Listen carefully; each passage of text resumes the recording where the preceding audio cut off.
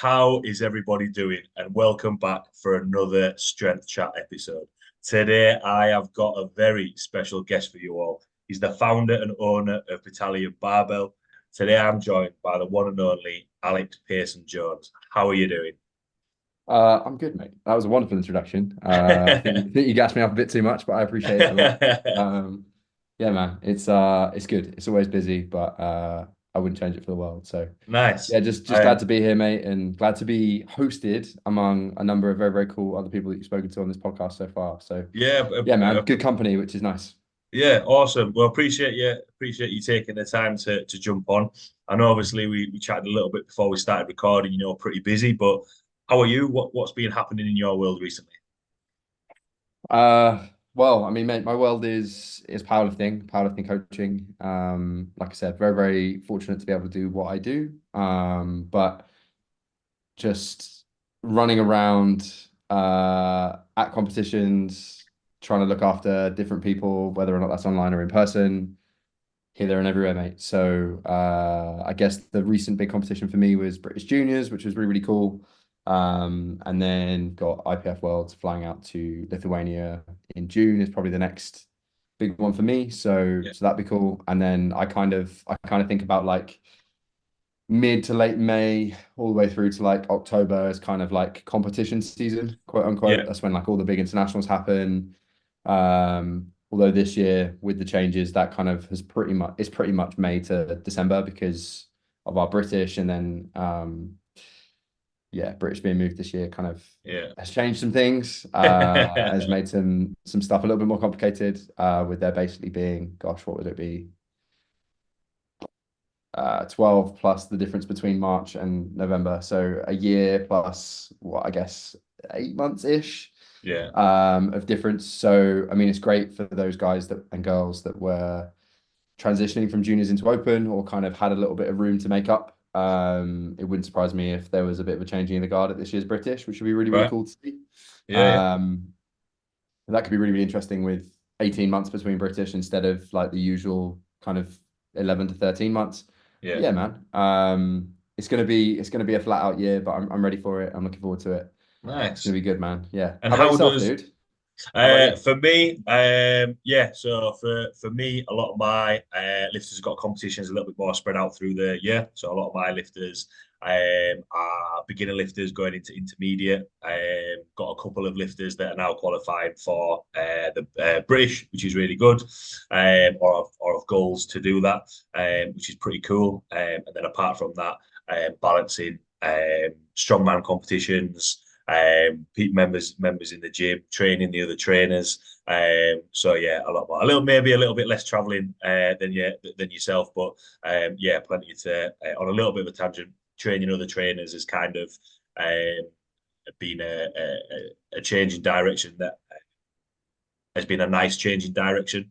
Still doing a lot of coaching in person online, but yeah, training other trainers who are kind of just getting into coaching is pretty cool. And just thinking about what would I want to hear when I first started out compared to now, and it's actually funny when it makes you think about what you are saying, how many mistakes you did make when you did start out, which is pretty cool. How do you kind of find the traveling, balancing with your own coaching in person or online? So it's good, man. I'm very, very lucky that most of like that, well, there's never really any travel that I have to do that is not foretold. I know what my calendar looks like a long time ahead of time. They might move dates or locations a little bit, 2 or 3 days. Um, Probably, gosh, 99% of my workload is online. Yeah. So kind of within our coaching offering, it basically nothing really changes for those guys except maybe the response times are a tiny bit slow and I'm away, but they know all the weeks that I'm going to be away, like Yeah, basically at the start of the year.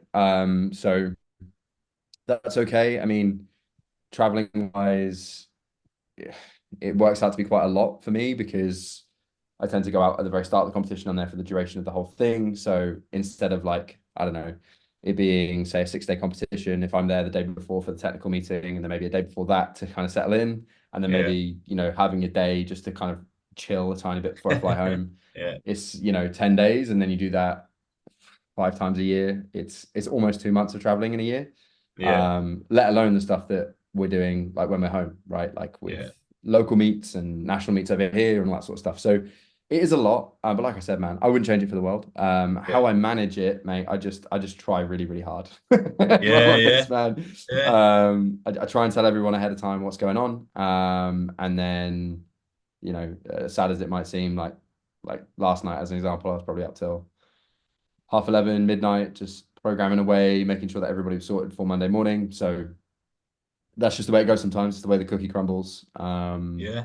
I think that's a good Yeah. lesson. Just touching on there about training other trainers. Sometimes it's just a case of I don't know whether just sucking it up and doing it is the right phrase, but sometimes there are going to be late nights. It's that phrase of if you want to be able to go to those competitions, maintain that standard, have athletes, lifters wanting to come and work with you. You've got to be able to sustain that. And I know like you'll probably be aware of as well. Sometimes everything's in order, everything's okay, but then sometimes there's those later nights or longer weekends. I know I did quite a brief introduction at the start, but for everyone listening, do you want to give a little bit of a background to how you got involved in coaching, in powerlifting, and kind of where you're at now? Yeah, man.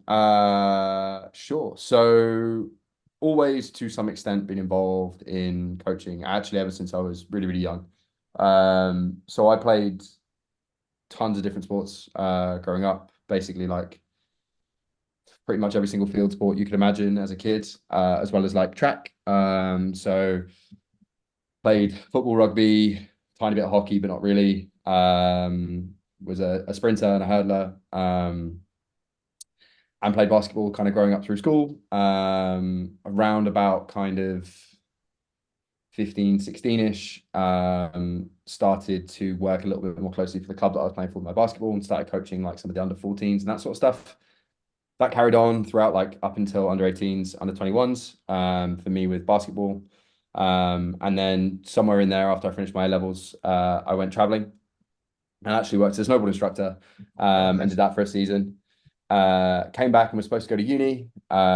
Hated it, dropped out within like 8 weeks, and got a job at a gym. That was something that I was always kind of passionate about. I'd started training a little bit because of all the different sports that I was doing, and just kind of actually at the time I was kind of starting to do a little bit more like martial arts stuff a little bit more seriously. And I was like, well, everyone's bigger and stronger than me, like everyone's fitter than me. I just need to kind of sort this out, because like as much as the stuff I was doing before was cool, it hadn't really transferred over to somebody trying to like rip my head off. So yeah, got into that, and then just kind of worked my way up in the gym really. Was very, very lucky to kind of do all this stuff from a relatively young age. And even when I was kind of traveling, commuting to and from uni, I was just like, God, this is going to show my age a little bit, but I was on like the bodybuilding.com forums and T Nation, Elite FTS, and just learning, and I was just fascinated by it all. And this was also sort of the time when like Charles Poliquin was a little bit more prominent, and a few others. I was really, really fortunate to kind of get on that train while it was moving, learn from a Yeah, few guys that were around for a few years before me, and some kind of like old school. I say old school, that's not very fair, but new school at the time, yeah, coaches and trainers who were developing loads of great athletes over here in a variety of different sports, field sports as well as like strongman, that sort of stuff. Early days, we're talking like 2009, 2010. Maybe a little bit later, maybe 2011, 2012, but those sort of times. And then I kind of got in, was working as a PT with Gen Pop, and studied to do my UKSCA. So I was in kind of the strength and conditioning realm. Where I grew up was like big into like rugby, football, lots of private school boys and stuff like that around. So ended up working with a few of those guys and kind of developing them in a like a commercial gym facility. yeah, And then from there, made some links with a couple of great guys. I'll shout them out. There's like a personal, well, it's not even personal training studio. They're a gym, kind of specializing more in like strength sports, called Elite Bodyworks. It's local to me. And those guys, James and Ben, both like massively kind of helped me learn. developed me a lot. James is kind of more in the strongman world, and like used a lot of like old school Poliquin kind of principles. So I learned a Yeah. ton from that. And then Ben has learned a lot from like the mass strength guys in the weightlifting world. So just kind of like was fortunate enough to be around good coaches who would like push and challenge me. And at the time, when I kind of first started kind of working in their business and was trying to grow into their business with them, kind of just found myself in the powerlifting space, man. Yeah. So I did my first competition in 2014. I was always pretty good at deadlifting, kind of pretty terrible at the other two when I started. And I think that was just kind of one of those things that just kind of spurred me on. Yeah. So I had my first competition in 2014, and have kind of been coaching and doing powerlifting things and like strength training adjacent things kind of, well, ever since I've really been in the fitness world, but like more specifically kind of onwards since 2014. So kind of crazy to think actually, mate, that we're in 2024 now. But yeah, so that's kind of where we're at. That's kind of where I'm at. And I mean, gosh, from there, man, I guess between 2014 and now, started powerlifting coaching only really in person, running a club. 20, I think it was late 2016, it might have been early 2017.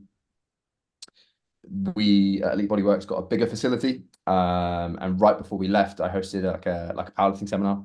I think I had like 10 or 12 people come down, just kind of like taught them through how I coach and those sorts of things with squat, bench, and deadlift. And basically at the end of the seminar, I think 3 people out of like the maybe 8, 10, 12 people that were there were like, oh, do you offer any online coaching? And I was a bit like taken back because I didn't really think that that was a thing. Didn't really think anybody would ever be Yeah. interested in buying that from me. I'd only ever really known in person. Even though I myself had an online coach at the time, I sort of thought it was reserved for, people that were already competing or whatever. So from there on in, I was like, well, I guess I do now. And then, we just kind of very, very slowly developed from there. So first few people that I worked with were, actually still work with one of the people now back then. Her name's Abby. Shout out. So yeah, she's doing really, really well. And the other guys and girls that I sort of worked with from there, just kind of started my powerlifting journey really, or Yeah. powerlifting online coaching. They'd come in from a little way away, weren't really accessible in person. So that's just kind of how it developed. And then, man, it just kind of very, very, very slowly built up to kind of where we are today. With Battalion Barbell, there's myself, my business partner JJ, who's based in Singapore, and another coach Jingyi, who's also out in Singapore with him. And I think we service now between the three of us, maybe at any one time between like 140 to maybe 180 clients, which is wicked. Nice. Yeah. Really, really lucky, and through a number of different channels. So we've got like a group coaching offering, which is called Project Genesis, which is like JJ's baby over there. Myself and JJ both kind of offer one-to-one mentorships within the business, like to coaches developing their businesses or troubleshooting or whatever. And then the one-to-one coaching stuff that we offer, and very recently launched like a group coaching mentorship kind of program, which is cool. Yeah. Nice. But dude, the craziest thing about it all is just like it is honestly probably just come from. I mean, it's been 10 years, right? But Yeah. it's all just kind of come from the principle of just look after this one person as much as you possibly can, Yeah. and kind of do right by them. And then, like there's until we kind of got into a position to like have like a media person in the business, which was only like probably 9 months ago.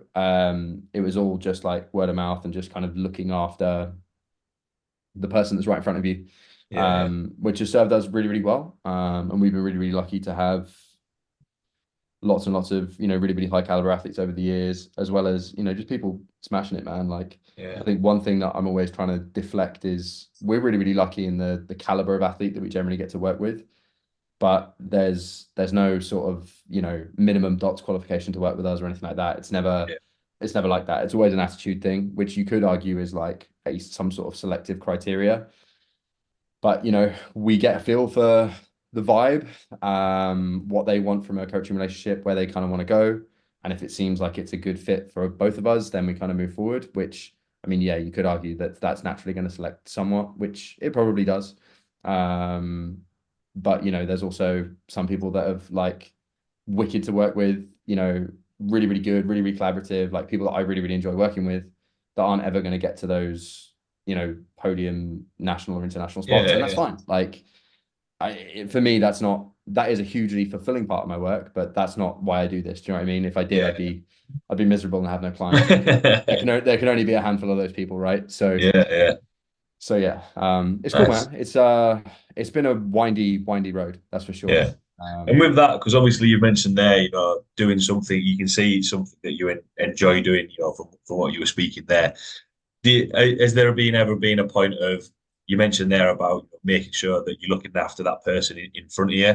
Is that just the principle that you've tried to carry all the way through? Has there ever been a point where, especially as like business grows, the amount of clients, athletes that you're looking after, where that changes, where I don't know whether the right phrase is, where it's become a little bit more serious or professional, or whether you've maybe had to change a couple of things, or has it always been a case of, right, I want to take care of that lifter that's in front of me, and then I want to take care of the business like behind the scenes to make sure that everything's running as your client base has grown, from that first seminar that you did. Yeah, so super interesting question. The answer is, in short, that yes, the that kind of principle of just looking after whoever it is that's in front of me has always kind of been at the forefront of everything that's kind of going on, right? I'm very, I guess, like human first in a lot of my coaching interactions. Yeah. However, um, truth be told, like can I swear? Yeah, yeah, of course you All right, I've fucked up so many times can. Yeah, throughout the years, man. From just like not having systems in place. Like I remember I was actually joking around with JJ the other day about how chaotic it was when, like, right before I kind of brought him into the business and we kind of like collaborated on a load of stuff. Like I was basically kind of manually like invoicing our clients and trying to kind of do all like the banking side of things to save, I don't know, 50, 30p per transaction. right. Which, at the time, like I wasn't doing too hot, and it was like something that I really, really worried about. But actually, like that would take hours and hours a week away from me, where I could have been coaching. Yeah, So there are a number of things that I've kind of implemented over the years that have kind of allowed me to just be more coach and less I don't know, business owner or whatever you want to call that. Like yeah, not having to do as much admin because, like we've got like back end wise, we've got some stuff going on that's just way, way better. And it saves us loads of admin and it's all automated now, which is just so much easier, man. yeah, It saves me so much admin. And I think the other big thing, and to be fair, I've always been pretty big on this, but just never really had the resources until the last couple of years, is just being like, like if you're going to pay somebody to do a job, just let them do their job. Right. So yeah, like media guy as an example, we'll shoot down, we'll have like shout out Ed, you're a legend. Um we'll have like a load of different ideas and he and I will kind of go back and forth and we'll just bang out a load of content and he'll just give me a load of content and yeah, then that'll basically be that. And I'm like, hey dude, like you're better at this content thing than me. Like you do your thing. And lo and behold, like he's way better at that than me. So if I tried to yeah, like take creative control over something that I just don't have and can't really use, then yeah, I guess relinquishing control has been huge. yeah, In the same way as the coaches that work like within Battalion Barbell, there's no real policing on them. Like yeah, so yeah, man. Being okay with just paying people that are better at the thing that you're trying to do and just pay them for yeah, their professional services has made a huge difference. yeah, It's one of those things that like when I started, I was so hesitant to do any of that stuff because truth be told, bro, like for the longest time, it wasn't really a viable career. It wasn't something that like, uh, well, you probably know this yourself. Like you have to kind of like kick rocks for such a long time before it yeah, actually goes anywhere and you're like, oh, I'm actually not having to just do these like grim and gritty like shifts on the gym floor just so I've got enough money yeah, to eat, right? yeah, And unfortunately, like I think that's one thing of the fitness industry that's just tough. Like I don't know the statistics, I don't want to misquote it, but it's something crazy, man. Like 70% of people that start in the fitness industry leave within the first 2 years, yeah, and the turnover rate is like so much higher than the other. And it's because like it's relatively low barrier to entry, but it's so hard to have enough of a business to hang around. Yeah. And then you add on top of that, like basically minimum wage and unsociable hours, and it doesn't, like, the equation doesn't make sense, right? Yeah. For most people. Which is why I think like only really like the passionate survive. And then that's kind of where most of the stuff flows, right? Not only do they have the experience, but they have the passion, they have the like dedication towards this thing, and people can sense that, people can feel it out, I think. So Yeah. so yeah, Yeah. I man. think. Yeah. I think But that's it's it. been I think that's tough. it. It's been tough, man. It's been tough Yeah. to be straight up with you, man. Yeah. Yeah. I Too think many that's a hours good for too point. little return for a long Yeah. time. But I think especially for sort of like the younger trainers, coaches listening, that's like a fair point because it's that thing of sometimes you've got to do like I remember some of the shifts that I used to work, and then you get to a point where the more time that you put investment in it, you get those rewards for it. And why I like to ask that question of because I think a lot of people think that when you're a coach, you just do the coaching, but being able to do the business side of things, like what you say there, like if you're going to hire somebody, let them do their job. Let's see how they're getting on, and then go. Obviously, if things aren't working, then yes, change it. But it's not just the case of your business, your career is coaching. Yes, there's business elements of it, which I think a lot of trainers, coaches don't maybe put enough. Um, time into to make their life easier. Like what you said before, getting those systems in place. Because you talk about it in terms of, and I'm sure we'll touch on this in a little bit, but the systems that you would use in terms of your programming, there needs to be systems in terms of your business, which then actually, might be some teething problems at the start, but then frees up more time so you can spend more time coaching. So yeah, I thought that was a good point to touch on there. Biggest thing, obviously, and you said there, being looking at the human in front of you first.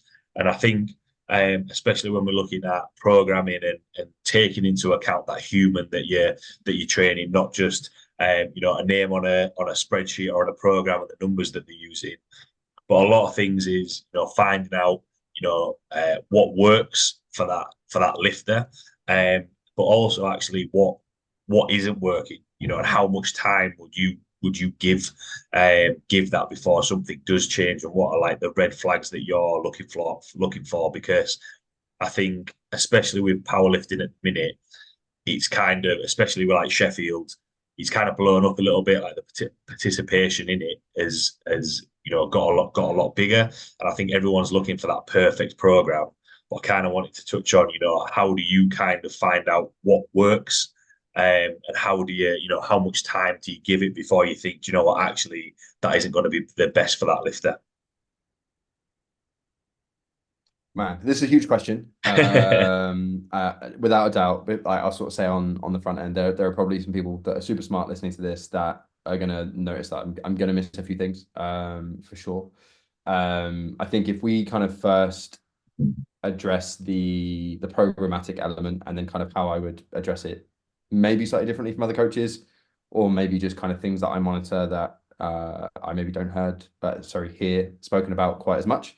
Um, so programmatically, I think you need some sort of North Star. So this has looked different depending on kind of an individual coach's methodology, um, how you're choosing to monitor certain things, and also kind of what you're regulating across a block. So to take all that like fancy coach talk out of the way, basically, what are you monitoring that top end performance on? So as an example, Mike T of Reactive Training Systems would traditionally kind of use some sort of RPE-based top set to monitor whether or not it's E1RM or just performance in that same movement, right? A single at RP8, what is going on? How is that undulating across the week, depending on the stimulus that we've given you, right? So like traditional emerging strategies kind of framework would be the same week of training repeated a number of times, and we monitor that RP8 single or whatever we're using as that top set, and we're kind of monitoring either E1RM or just directly the performance within that given set, right, across 1, 2, 3, 4, however many exposures within the parameters that you're monitoring, right? That's great. That works really, really well. The same as if you're using some sort of wave loading or like DUP, and you're kind of undulating across a block and you're expecting a certain performance to happen at a certain time. So whether or not you just straight ramp into a heavy single, or you kind of do some sort of undulation, or you deload or taper before a big performance, however you kind of manage that, whatever your school of thought is, or any combination kind of those different things that I've kind of mentioned, that kind of North Star needs to be somewhat consistent, and you're monitoring something there that's relevant. So again, it might be performance, it might be bar speed, it might be force produced, depending on kind of what world that you're in. It could be E1RM, could be a number of different things, right? It could literally almost be something that is non numerical, and it's the athlete's comfortability around a set load that maybe you have, right? So they take a single at 200 kilos every single week, and if their confidence is building or their speed of the bar is improving, you could use that as a metric of some sort. Yeah. Anyway, all of that stuff aside, so that's kind of number one. So that's how you kind of tell what's going on, etc.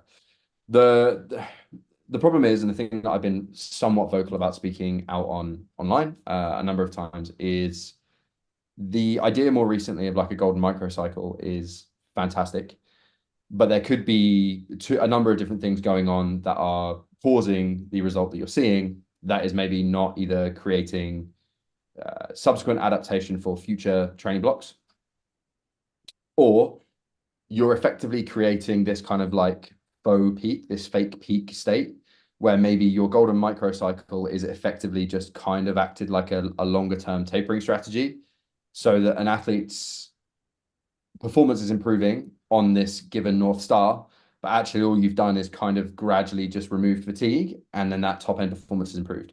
And if you can land that really, really well, that's just a peaking block, and that's fine.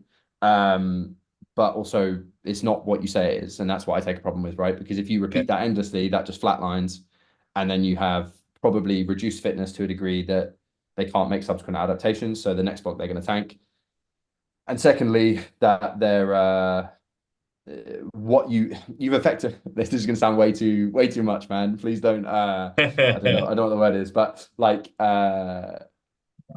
you're effectively kind of almost gaslighting your athlete, because you're not telling them what's going on, and maybe you don't understand what's going on, and that's fine. But if you're telling somebody that this is like the best training they could possibly do, you put them on that, and then eventually that just stops. Well, then what do you do? And I think the problem with anything in training is that like the only constant we know is change, right? So if you're doing enough training to create an adaptation, you adapt, right? That's what an adaptation is. So I've had a couple of really, really fantastic conversations with a guy called Jason Tremblay, who's very, very well-known coach over in the IPF, runs or is one of the, I think he might be the head coach or the founder of the Strength Guys. Yeah. Fantastic dude. If you haven't had him on, have him on. He's great. He and I spoke a lot about like actually at Sheffield, we spoke a lot about Tudor Bomper and about his work, and about kind of how if somebody is at a certain level of fitness, and what I mean by fitness is like their ability to kind of tolerate training, or their ability to output within their given sport. Fitness is kind of the technical term that you would use to just kind of describe somebody's ability to do something, because it could be in a variety of different means. Here we're obviously talking about powerlifting, right? So their base level of fitness and what they're kind of currently doing is, if we just say for simplicity's sake, it's enough to maintain that level of fitness and not get any worse or any better at the given thing that they're trying to do. If you do more than that, it becomes some sort of adaptive load. So whether or not you do an extra rep, an extra set, an extra little bit of weight, whatever that happens to be.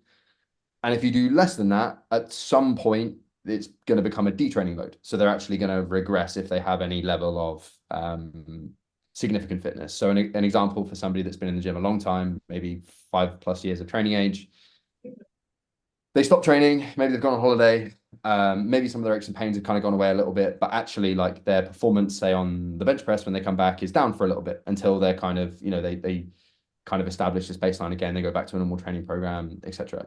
The same sometimes after a deload. If somebody deloads a little bit too aggressively, maybe they've done a little too little training, they can come back the next week and maybe they feel a little bit sluggish or just a little bit weak, or not kind of as good in and around that intensity. Yeah. All of this is to say is that there are kind of these three phases. There are more, but to keep it simple, there's kind of enough to stay as good as you are. Less than that is to get worse, and then more than that is to improve and adapt. eventually, if you're at this adaptive load, if you're at this higher load, training load, whatever that looks like from where you were, that then becomes the load to maintain this new level of fitness. And then eventually, somewhere or another, you're going to have to do a little bit more to create further adaptation, right? In the same way as when you're a beginner powerlifter, there's things that you do then that are going to make you a little bit better than what you were there, are Yeah. not going to be the same when you're intermediate and not going to be the same when you're advanced, right? In the same way as if Jesus Oliveras did the squat program that he did when he was squatting 600 and he did the same weights, he's probably not going to get any stronger than, like than what he is right now at the Yeah. 1,000 pounds kind of mark. With all of that being said, there's definitely some sort of, in my opinion, and I think there are a number of other coaches that are kind of having a decent amount of success at the moment in kind of this minimal effective dose Mm. baseline kind of submaximal training. So as much as I've kind of spoken about adaptive load and about detraining loads and about maintaining loads, we need to kind of establish a floor so that we can very, very gradually implement what is going to make this athlete slightly better. And then we can monitor that and then we can creep up, right? Because I think where a lot of coaches go wrong, they run into a lot of issues with sometimes physical issues with their athletes, like strains and long-term stuff, tears, or just kind of psychological issues with athletes like burnout, disinterest, zero desire to train, etc. That can kind of come from one or two things. One, it can come from trying to push too much adaptive load through the system and kind of Yeah. getting towards these like excessive, like I don't necessarily say overreaching, but overreaching type burnout type situations, or just like repetitiveness. Like powerlifting is a relatively young sport, but when you go into sports that have been a little bit more well established with longer term strength and conditioning programs that are more kind of well documented, weightlifting comes to mind, but also lots of field sports, things like rugby, wrestling, weightlifting, of course. There's lots to kind of say that we should probably, with majority of athletes in strength sport, try to keep a broader variety of exercises for longer if we can, Yeah. and then only kind of narrow down and go into these, super specific type programs at slightly later dates in their training career.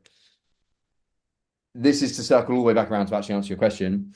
You have the stuff on paper, right? That's great. All these E1RMs, block lengths, number of exposures, intensity, undulation, blah blah blah blah. But then if you're just a robot as a coach, you're not interacting with the athlete and kind of reading between the lines or discussing with them like, hey, like we've been doing the same bunch of accessories now for 12 weeks. Like, do you think any of these suck? Are you bored of any of these? Like, do you ever like do you like are you progressing? Are you going into the gym excited to train? Or do you like drag yourself through that day 2 and day 3 every single week because on paper it looks great to me and the numbers are going somewhere and you will get some athletes that are like, I don't care, like numbers are going up, I'll just do whatever, I'll put myself through it. Sometimes you have to step in as a coach and be like, that's cool, but like what if we could get similar results, but maybe you're not bored to shit when you're in this training Yeah. session? What if you're excited to go and do, it could be like this the simplest thing, man. Do you know what I mean? It could literally be like we've changed the pull down machine that you use in the gym, but there's a new pull down machine in the gym and you're super excited to use that instead of whatever. Or we change the tricep accessory that you're doing and now like you feel like you get a much better pump or it feels way better on your body or whatever, right? And I think those are the little things. You could make the same argument for some variety of loading criteria within the competition list as well, or subtle variations thereof. But like stopping your athlete from getting to that point where they kind of go into this soldier mode and like they actually enjoy training and they're actually able to be given a bit of a break, right? Because a lot of powerlifting coaches are nerds, and I'm one myself, 100%. Sometimes they forget about like the human element of what's going on. Maybe that's because a lot of powerlifting coaches haven't coached other sports. When you're coaching in like a team sport, like you see it like unfold all the time. So like you see, I still play a lot of basketball now, kind of play like local league and stuff like that near me. And you see it all the time at practice. And I take note of it because again, I'm a massive nerd, but like if we're doing a drill and people aren't interested. The quality of the drill is really, really bad. Yeah. The intent of the drill is really, really bad. And people just like don't really want to play. Do you know what I mean? They're either like not playing hard or whatever, and they just kind of lose interest. And for me, that's like a microcosm of a singular athlete in a training program. Is like you could write the perfect training program, but it might only be the perfect training program for 5 weeks because this person's fed up of that chest press that they've had in there for 16 weeks. Or, they're, I can't even think, man. The barbell that they use in the gym, it's really, really hard for them to do this particular drill that you want to do, right, with them, or this particular exercise. So like they have to wait 45 minutes every single time. So actually that day 2 or day 3 to get access to that bar that they need, they just kind of either skip it or they don't tell you that they haven't done it, or they just do a different variation they prefer more because they couldn't wait that half an hour to get on that bit of kit, right? Yeah. Um, and I think that's one thing that like a lot of it's possible that they know that already. Of course, I'm not trying to call out any coaches, but that's one thing that like never seems to come up in these discussions online. And when people talk about like the nerdy elements of coaching, that's wicked, and I am way way into that. Don't get me wrong, but like you're dealing with a human being, Yeah. and if you're not communicating with that person, you're going to miss the information they're giving you. Yeah. And you have to like for me, I am totally okay with being wrong. And I am totally okay with being like, hey, like this is our program. This isn't the program that I've written for you. This is our program. And there are going to be some things that like I get wrong and that we're going to need to change because it needs to be our program. It's not my program that I've written for you. Do you see what I mean? Yeah. Yeah. Um, Definitely.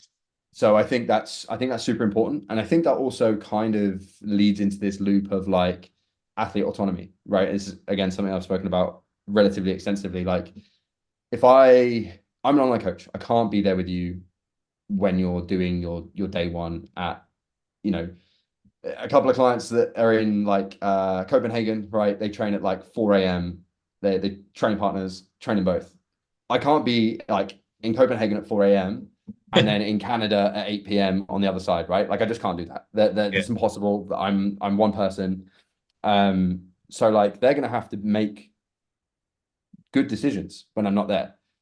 And if I'm not talking them through how we're going to make good decisions or what we're trying to do with this given thing that we're doing, how can I expect them to make good decisions? Right. Yeah. And I think that's another huge thing with especially like long-term athlete progression and performance is like you have to trust and educate them on making better decisions in the long term. Because if they don't, and you see this all the time, they're incredible athletes, but they're just complete knuckleheads. Like they're just doing stupid stuff that in the long term is going to be hindering their progress, but it looks great for social media. Or man, I don't even know. But they're doing stuff that if you were coaching them or their coach would see it and be like, kind of wish they didn't do that, And I think that's something that like again is not really very spoken about.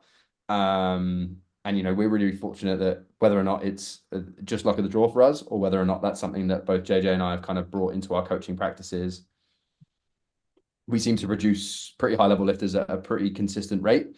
And I think that's probably potentially one of the separating factors, which yeah, I hope changes. Like for me, I think that like that's a big thing that people need to realize the edges of their remit. And I think that's one thing that like coaches probably need to set some boundaries and be like, hey, like I'm not going to respond to you if you message me and ask me if this is RPE 6. Like you need to know if it's RPE 6 or not, and then I can tell you afterwards. But I can't I can't sit there like I mean, dude, I'd work Yeah. like 2,000 hours a day if I had to sit in on every single one of my athletes' sessions and be like, is this good? Is this bad? Blah, blah, blah, blah. Do you know what I mean? I'll do that with Yeah. my missus as I'm in the gym and she Yeah. wants some advice, but like I don't coach her. And Yeah. that's fine. So yeah, I think there's lots to this, man. And I think that there is a lot on the programmatic element, but there's a huge side of things that is um human led and human centric that I think a lot Yeah. of people just kind of brush over because it's powerlifting and I'll do 200 sets of bench press in a week if it's going to make me better. And it's like, yeah, but Yeah. you'll probably hate bench pressing in like 2 months, right? Yeah. So how are we going to find this middle ground that's going to allow you to continue to live for a really long time? Because I am very much in the camp of like, I think people can get strong for way, way, way longer than they think they can.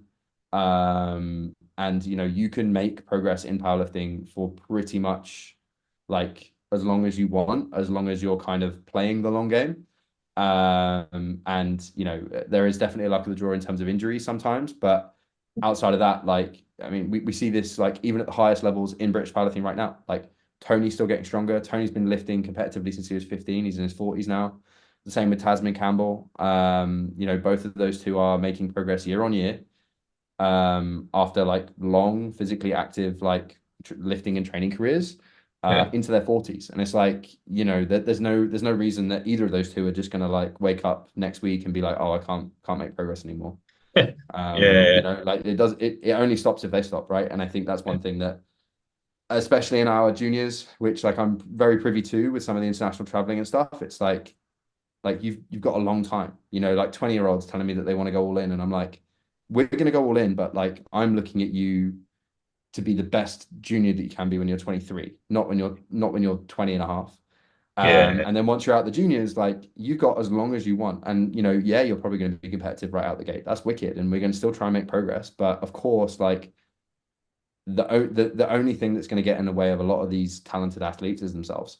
Yeah. If they go too hard too soon, or if they just kind of blow up or they fall out with the sport, that's what's going to stop them from being, you know, really highly capable athletes in the long term, whether or not that's not, I don't think everybody can be a world champion. I'm not trying to say that anyone could be world champion that wants to be, but there are definitely athletes that have left the sport sooner than they should have and could have been world champions because they didn't know how to pace that stuff. Do you know what I mean? And they Yeah. wanted to go all in maybe too soon. Or they, you know, they made some different choices at certain crossroads that they were faced, and it hurt them, or that hurt their relationship with the sport enough that it caused them to leave. Yeah. So yeah, man. Sorry, I ended up getting a bit deep and No, no, philosophical on you no. there. I like that. I think the biggest thing that you said there was, it's all information, and I kind of agree. That's why, I asked about your background before, because for myself, playing a lot more rugby than getting into powerlifting, you have an idea of like what other strategies work, and probably um, more willing to try different things rather than I think a lot of people get involved in powerlifting, and it is quite a numbers game. But equally, you've got to think about. I really like the what you mentioned about like the basketball side of things, because I've been there in rugby. Like I much preferred, especially being a forward, much preferred being in the scrum, playing around with that, doing the run, doing the handling drills and all that sort of stuff. I was like, you don't put as much effort into it, whereas the whole reason why people get involved in it is because they enjoy it. And I think in terms of that progress, like what you mentioned there, Tony Cliff, 100%, I think that he keeps doing what he's doing because number one, it works, and he might not ever walk in thinking, well, this is rubbish. This, like, sometimes it'll change, but doing the same things.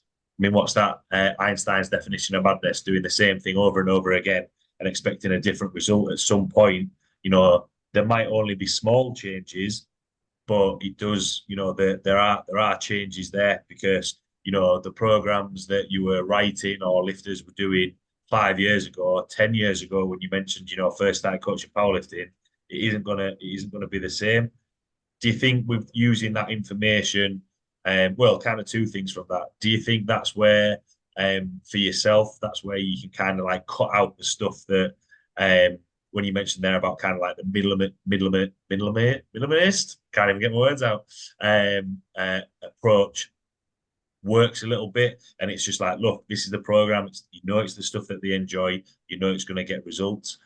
And then on the flip side of that, do you think, maybe newer coaches in powerlifting who only have an experience of powerlifting get limited returns from their athletes because they just run out of ideas? I know there's kind of two questions there. Does that kind of make sense?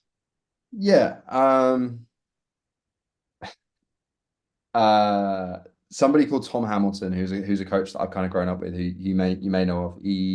I think he actually works with Jens, who you've had on the podcast before, Well, in the PFCA, yeah, PCFA, whatever that establishment's called.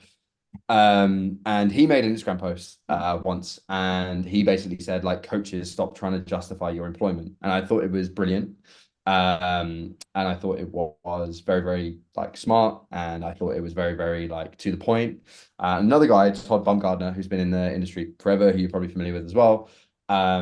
He is good friends with another friend of mine in the kind of strength conditioning world. He's an online coach, and he basically said in like a public forum, I think it might have been on like his Facebook wall a few years ago, but again, it's just like etched into my mind. And he said to me, he said to Adam, he said, some people just can't masturbate in private. And those two things in my head just kind of sit there, and they're like echoes in my head, right? I can't get rid of them when I'm thinking about talking to people, talking publicly, or talking like to my clients, because it's not a case of trying to sit here and pretend or show like, oh, look at my coaching vocabulary. It's so much better than you. I can just bamboozle you. Like it's nothing to do with that at all, right? If I have to sit there and break something down in a way of like Eli 5, which is what I try and like live by, right? Which is like explain it like I'm 5. Yeah. It's like I try and explain a concept like as if I'm, say, talking to like my mum, who like goes for the occasional weekly swim, but like never stepped foot in the gym, really doesn't really have a clue what I do, doesn't really have a clue like what any of this stuff is. I'm like, if she can understand what I'm trying to get at, and then we can go from there, I think that's really, really important. And I kind of view programming in the same way. Um, there are a number of factors that will influence coaching and what I'm trying to do, and where I'm trying to go with somebody. But the biggest thing for me is like, okay, well, if this is the program that we're going to start with, what happens when this stops working, and what happens when we need to adapt, right? We're going to have to eventually do something differently to move somebody forward from where they are right now. So if I'm at the ceiling of what they can recover from right away, where do I go from there? Like, um, this is one thing that when Jason and I were chatting, is we kind of went back and forth and disagreed on a few things, or had some philosophical disagreements. Because I'm very much kind of at a point where I'm like, I think athletes can make progress for years and years and years and years and years to come. But there is definitely an upper end limit to what somebody can sustain training wise for long enough to do that. The argument that I kind of made to him is kind of like, well, where do we go from here? Like, if you've got an athlete doing this much work, I'm not gonna spill the beans on who we were talking about or what Yeah. specifically we were talking about, because that was kind of spoken about in confidence between he and I. But Yeah. if you have an athlete, let's just say like Matthew Perryman's squat every day, right, where you would max out every single day, it's kind of like, well, that's great, and if that works great for somebody, or like a small off squat program, those two things are probably pretty extreme examples of doing the most, right? Like you can't really do more than either of those two things. But it's like when you stop doing those things, like then what happens? Like where'd you go? Like Yeah. if you're doing a 10 by 3 at 90%, 92, 93, whatever like smaller ends up being like on that heavy day that they do, like how are you going to do more than that? Like if you're doing 10 sets of 3 at 95%, like your 1RM probably should have gone up. So you could say, yeah, I'll just repeat it with new percentages. But like who really realistically wants to do that over and over and over again forever and ever and ever, right? Yeah. So that's kind of the idea behind this like minimal effective dose is there are always things that we can do. So if things kind of stall out, or if things change, we can make an adjustment. We can give somebody more intensity, we can give somebody more volume, we could give somebody more frequency, we could, depending on kind of what indicators they're demonstrating to us, we have somewhere to progress. Going all the way back to what I very, very first said about like the coaching and the masturbating in private thing, is like, I think sometimes people try and overdo it. They try to sit down with a client, like I think this is especially prominent online. They sit down with a client and they try to show them everything they've got right away, and they try to be like the smartest guy ever, or the smartest girl ever, or the most elaborate, fragile programming structure that you possibly could imagine, right? um that's cool. Clients do definitely care that you're bought in and that you really like give a shit about them. Absolutely. And I think that's one thing that can be fantastic for a coach, to be all in and to really, really care and to be there 100% for their lifter. And I think you can do that without trying to be too smart and without trying to be too much. The same goes for like literally coaching the movements themselves.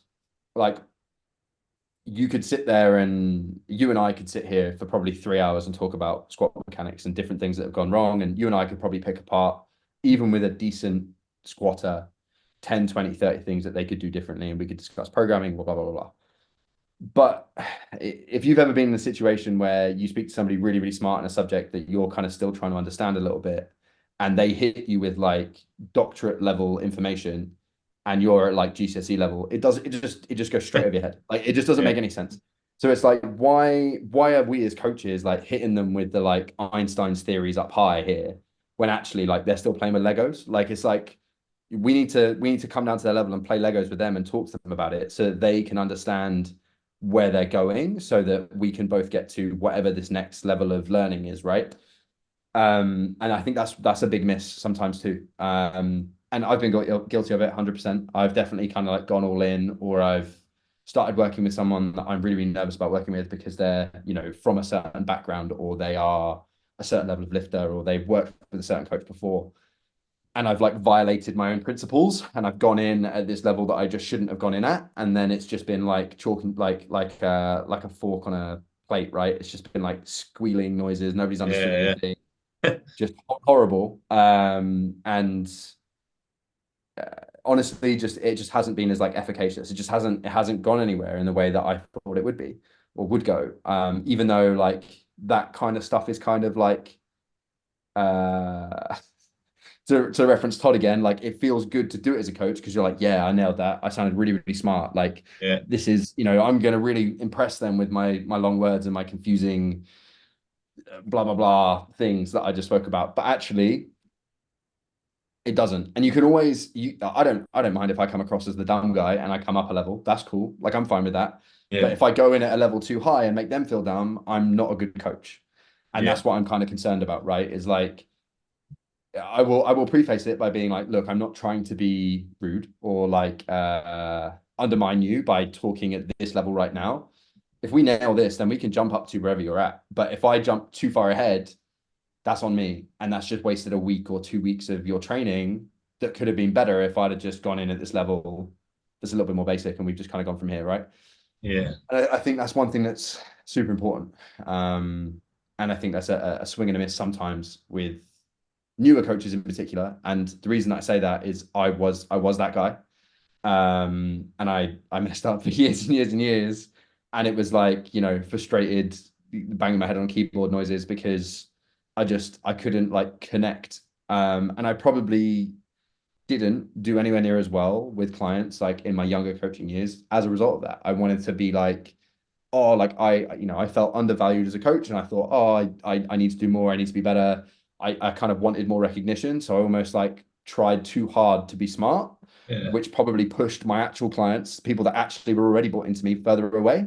And that was a tough learning curve. And fortunately, got around some people that were smart and doing a much much better job than me. And I was like, oh, okay, this is how you do this stuff. This is how you get better. This is how you actually look after people, and this is how you actually like connect with clients. Is yeah, you yeah, meet them where they're at rather than where you want to be, and you go from there, right? And I think that was the big rock for me, man. I can't remember exactly when the penny dropped, but like it was way too long. I mean, considering I'd probably been in the fitness industry for almost 10 years when I was like, oh, okay. Like it probably yeah, genuinely took me like from 2009 to 2019 to be like, I need to talk in their language now. Like I get it. Like it was, yeah, it's yeah. just, It's that thing of like we touched on before, speaking to that person in front of you.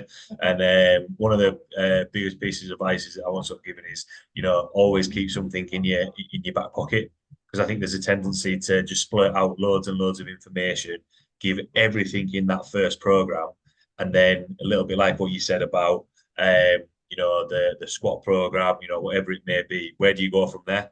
It's like if you've given everything at the start, it's like, all right, well, I've used all my, everyone talks about a coaching toolkit, but there's a reason why, like, I remember my dad being like, oh yeah, actually got this, I need that tool. Then all of a sudden go back to it. It's like, all right, this is what I needed. I think that's the same with the coaching side of things. You always need something because even though that change will happen, you don't know what's around the corner. Injuries, different competitions, time away from training, whatever it may be, changes in weight classes, all those things are going to come up where sometimes you're going to need something in your back pocket to be able to either fix it or change it, which I think sometimes, as much as I think in powerlifting, try and control as much things as we can control, nutrition, stress, load, volume, intensity, all these sorts of things.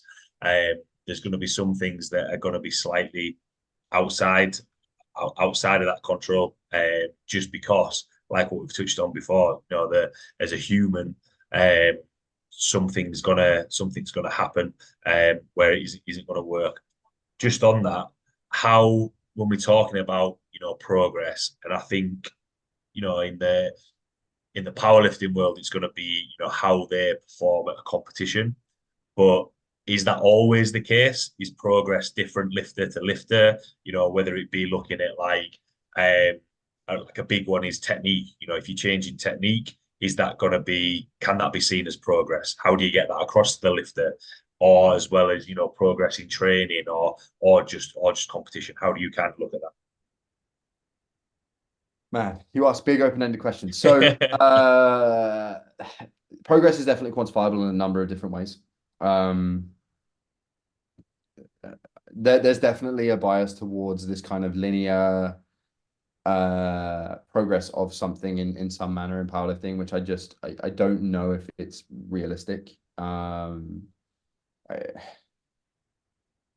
The human body can definitely adapt at different rates and can kind of show breakthroughs in different times and different places. So, we whether or not you've like as an athlete yourself or anybody listening to this has had this kind of like flatline for ages and then have this like huge breakthrough of progress of 10, 20, 30 kilos on a lift almost seemingly all at once. I think that can happen all the time in powerlifting. I mean, it does happen all the time in powerlifting. And I think it's one thing for us, we have to be careful to not sort of, again, backtrack too much and be like, oh, well, it's whatever we did in that 3 weeks that you saw that 30 kilos of progress, even though you'd been, plateaued for a year before that. It's like, no, it's probably everything that you did in that year. And then you were just able to realize it in that 3 week window when you had this crazy spurt of progress, right? So that's one thing to kind of note. Now, I think probably the hardest thing to decipher here is like, when are you sincerely plateaued and what you're doing doesn't work versus you're on the precipice of that thing and that breakthrough is coming in 2 weeks' time, right?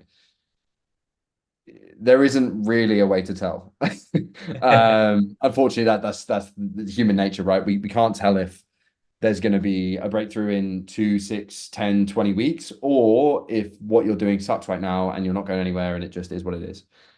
There are definitely a couple of things that I will mention that are kind of like either something that puts kind of like a bit of a latency on progress, or things that I've noticed in my own coaching practice where I'm like, hey, like it's not going to feel amazing right away, right? So like a couple of examples are we change a foot position or a hand position in like a bench press, or we change a foot position in a squat, or we change stances in a deadlift.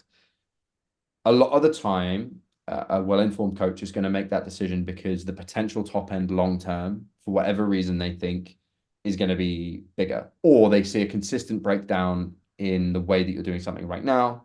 And they've made this change so that hopefully that same issue won't become like the bottleneck. And this is something that I've again spoken about here and there on social media. Like sometimes there are patterns or styles that you'll use that will be totally fine, but you'll run into the same bottlenecks in and around the same intensity levels, right? So like a couple of really, really obvious ones for me that kind of come to mind is sometimes when like middleweight to heavyweight guys pack themselves into this crazy tight low bar position on their back.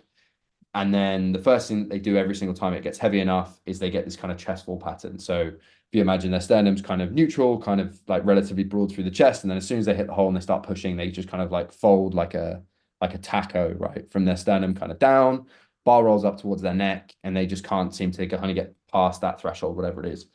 And it's like, the things that clearly need to improve there are something to do with where you're holding the bar and how able you are to kind of maintain that position of thoracic extension. Now, most coaches will have probably addressed this in some way previous to that, and that's down to them, right? But if you're at a point where it's like, well, we've done the work, everything else is kind of suggesting that you should be getting a breakthrough, but you just hit this bottleneck of you can't overcome a given load, right? So I don't know, let's say they're squatting 250, Yeah. you know, in the training block subsequent to it, you know, singles have looked good, everything kind of up to 240, 245 has looked mint, like numbers, and like 3RM, 5RM, whatever, all those different numbers are creeping up. Everything looks like it should be heading in the right direction, but they just hit this wall because the way that they're currently doing the thing is not allowing them to express their ability to produce force in the way that they've demonstrated with everything else that's gone on. Yeah, like a coach could sit there on their high horse and be like, yeah, they need more singles. It's a skill issue. It probably is.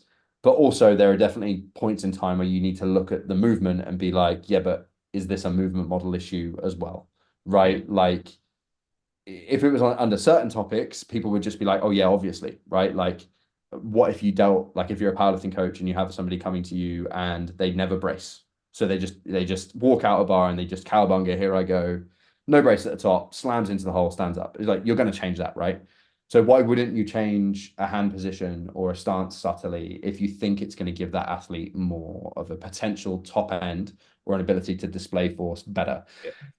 With a lot being said, when you make that initial change, if they've practiced that squat, as an example, for 4 years straight, they've made no technical changes to their squat, and they've squatted twice a week for 4 years, you're attacking 400 exposures versus in that first week, that's going to be exposure 1 and 2. So Yeah. like the thing that they've practiced before is going to feel better than the new thing that you're going to get them to do. But at some point, probably between exposure 20 and 50, that new style will start to feel better. And they'll be like, oh, I understand what we're trying to do, and I understand where we're going. And I understand why I've made this change. So that's definitely a thing. If there are significant changes in body composition and leverages, that can also be another thing that happens. These are massive generalities. Generally speaking, when somebody goes up a weight class, they have more body mass and their circumferences that are useful to increase in size in powerlifting, generally around your stomach and around your chest. That's going to improve a squat and a bench press just because there's more of you underneath the barbell. However, at some point, for most people, when your waist circumference gets bigger and your thighs get bigger, that can sometimes get in the way of deadlifting leverages, depending on your build. It affects more people than others, in the same way as, like, if you were 6'8" and 74 kilos, you're probably not going to notice any difference until you probably hit the supers. But if you're 5 foot tall and you're going from the 83s to the 93s, you're probably going to notice that extra heft, like in that 10 kilos, because you're already pretty thick, like at 83 and 5 foot. So like going to 93 in 5 foot, like that's a lot of human at 5 foot, right? Yeah. So, you know, there are different things that are going to kind of show up there. And programmatically, there are different things that show up there too. But that's, you know, there are probably some more obvious things that I think crop up. Yeah. Depending on the athlete that you're dealing with and how you run their year, like more of our higher level athletes, we will kind of use some of their competitions as I guess stopping points, but not something that we're really trying to evaluate how much progress that they've made. And then we'll kind of review the whole year. So how do I explain this in the best way? I coach a lifter called Annie Nelson, under 63 kilo lifter. She's an absolute savage. Every single year, relatively speaking, and this is nothing on her whatsoever, we don't massively prioritize the British because fortunately at the moment she's strong enough to probably get her ticket to go. And because of where it's fallen in previous times in the year, it hasn't made sense to make that like our priority competition of the year, because she would have subsequently, previously, it would be like a British in March, then Worlds in June, and then Euros in the November. So we would always kind of judge her year, December to December. How well did she do in those 2 Europeans? How much improvement has she made, et cetera, et cetera. Yeah. So she would almost seemingly always underperform, quote unquote, at the British, because it was kind of just like, it wasn't quite a mid-block, like we'd still peak and taper, but it wasn't like the big meet of the year. It didn't have all the lead up. It was right after Euros. It's always been a bit of a mess, like post-Christmas, blah, blah, blah, blah. It's always hard to have your best training in that kind of, or where the way the calendar used to work. So we would kind of evaluate her progress over year to year, like Euros to Euros, which is what great. So you would generally sort of see this like really tiny little uptick from Euros into that British. And then you'd see like a pretty big uptick from British to Worlds, and you'd see an even bigger uptick from the Worlds into the Euros. And that was just how we've kind of done it. So that was always kind of my plan. I always kind of explained that, and Annie and I kind of agreed on, that was a thing. You might have the same thing with an athlete who is competing at British, and the British is the big one of the year. That's what you want to judge everything on. So then maybe those couple of local meets you do in the build up, it's kind of like, okay, well, we're just going to do this to go and get some platform experience. Then this next one, we want to see like a good amount of progress, and then we're going big for the British. So you kind of see this like roll into the first competition, bit more of a push into the second competition, and then this big, like massive leap, hopefully going into that third competition. That is obviously hard to deal with on the first competition if the athlete thinks they're going all in and they kind of expect progress to be this perfectly linear thing. But again, with kind of good quality communication and kind of the ability to manage that athlete well and their expectations well, it also kind of leans into this whole idea of trying to keep the athlete healthy for a long time, right? So like, again, somebody like Annie, who's got a pretty tough schedule in terms of her competition calendar, you have to pick your battles. So if we were having to go full bore like she does for like a Euros prep or a Worlds prep year round, she probably wouldn't be powerlifting anymore. But because we've been able to kind of pace her, she's done super, super well. And I mean, I'm incredibly grateful. She's all the way in, she's all the way bought in. Her and I discuss things, but it's at a point where like we know that we just want the best for each other. Yeah.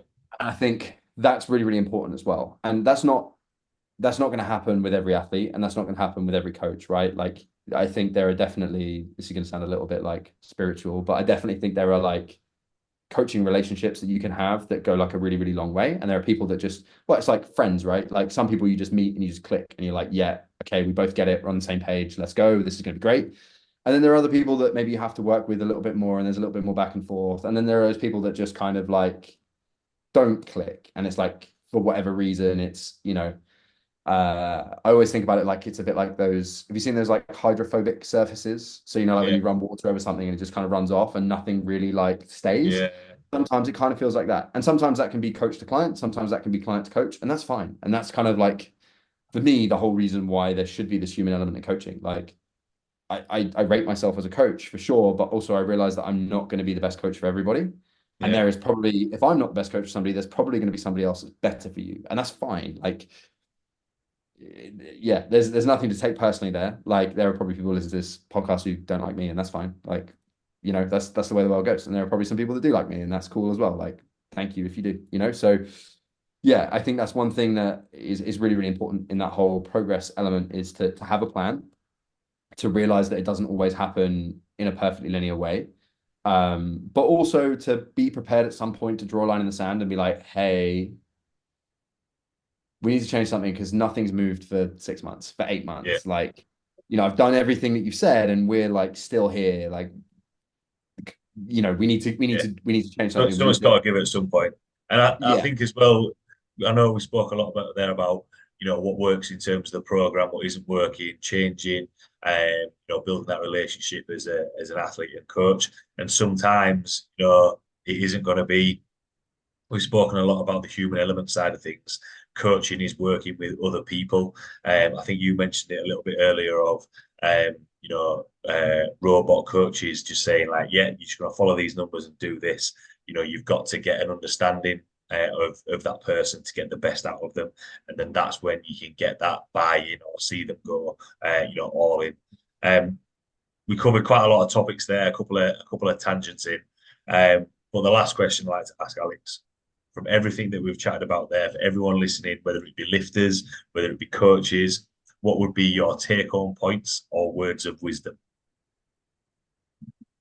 I think both coaches and lifters. I'm imagining most people fall into one of those two categories, or enthusiasts. If you're going to work with a coach, or coaches, you're going to work with a lifter.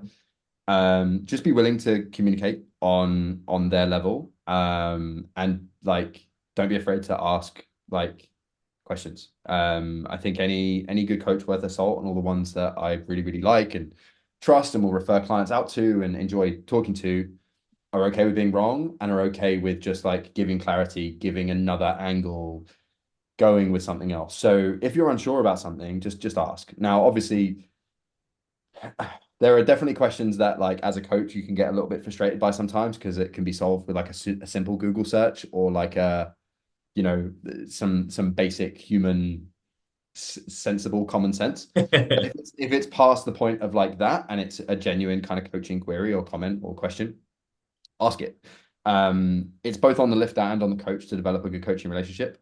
So I think, yeah, just remember that you're dealing with a human, and just remember to like be a human and be okay with that. Like you don't need to be a hero. You don't need to be some tough guy or tough girl being like, I'll just do whatever you want, coach. Like if they're asking you for feedback, give them feedback. Like if they're saying, hey, how did you get on with this? And you give them some generic tough guy answer, doesn't help. Like it doesn't move the needle, and it ultimately is only going to hinder your progress. So yeah, just be okay with being you. I think that's the Yeah, biggest thing. It took me a number of years, man. Definitely wasn't the easiest at times, um but yeah, just communicate and just, mate, even if it's weird things, like I love it when somebody like hits me up and is like, hey, can we throw an extra couple sets of arms here because I just love catching a pump. I'm like, yes, of course we yeah. can do that. Like, let's go. Yeah, Um, yeah, so yeah, just be okay with that and just be kind of okay with communicating what you feel like your needs are because as much as we like to think we are, like coaches aren't mind readers. And especially in the online space, if you can't communicate, things aren't going to go as well as they could. So if you're going to engage in an online coaching relationship with someone, be prepared to communicate.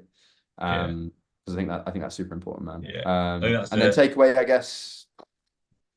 I think just yeah, just remember about the human element, man. Like things can look great on paper, but if somebody gets COVID halfway through a training block, what do you do then? If somebody, I don't know, if somebody, literally a friend of mine, their gym got flooded. They're on like a marina right. down here, down south. And like literally like overnight, storm came in, Storm Kathleen came in, flooded their gym. It's like what happens if your gym gets flooded? Like, Yeah, like you need to be willing to kind of bow out and kind of move away from those things. And I think well, if the stuff I said resonated about justifying their employment as a coach and about public, then I think uh, think about that too. As rich as that probably sounds of me chatting on a podcast for an hour. yeah. Yeah. No, I think that's some really good take home points. I think a lot of people, we touched on it earlier. Coaches are looking for that optimal program, that best thing. Being able to show off their skills. Actually, you just listen to what your client athlete is saying, and then all of a sudden that program turns into something that they're really enjoying. They get that buy-in, and that optimal program, if you like, all of a sudden kind of happens naturally rather Mhm. than being like, there's that phrase there, if you're the smartest one in the room, go into another room, and speak to other people. That's the reason why, I set up this podcast or continue with this podcast or speak to coaches such as yourself. Definitely helps me. The couple of things that you said there as I was nodding, makes me realize that I'm not going too far wrong, but also for younger coaches or coaches just starting out, there isn't going to be something on a course. Yes, you're going to get that knowledge there, but it's that person in front of you to get those results. Thanks a lot, Alex, for taking the time to Pleasure, jump on man. there. Really, really appreciate it. If anyone has any questions about what we've chatted about today, see the content that you put out there, or reach out to you, maybe even get involved in some coaching with yourself, where can people find you or reach out to you? Best place to find us for coaching is Battalion Barbell, battalionbarbell.com or Battalion Barbell on Instagram, just one word. Battalion like the army regiment, and then barbell like the metal stick that people pick up. And then my socials are linked in through there if you want to find me in particular, for whatever reason. But coaching queries go through that. And then other than that, man, I mean, you'll find me around. If you're a British powerlifter of some description or you're going to be at IPF international events, come find me, come say hey, we can grab coffee. tell me that Stephen sent you, and I'll send him a coffee, and it'd be cool. But yeah, however that kind of works. Yeah, if there are any queries or anything like that, go from there. I currently don't have any capacity with my coaching. I'm probably stacked out now until like September, just with internationals and stuff coming up. But there's availability within the business, and we've got lots of different offerings depending on kind of where you're at. Yeah, I think that's pretty much it, man. I'm pretty easy to find if you know where to look. So Yeah. yeah, and if you enjoyed the podcast, let me know and leave you a review, mate. Definitely. Definitely. Awesome. I know Lovely. that goes a long way. Of course. All right, man. Well, thanks a lot for taking the time to jump on, Alex.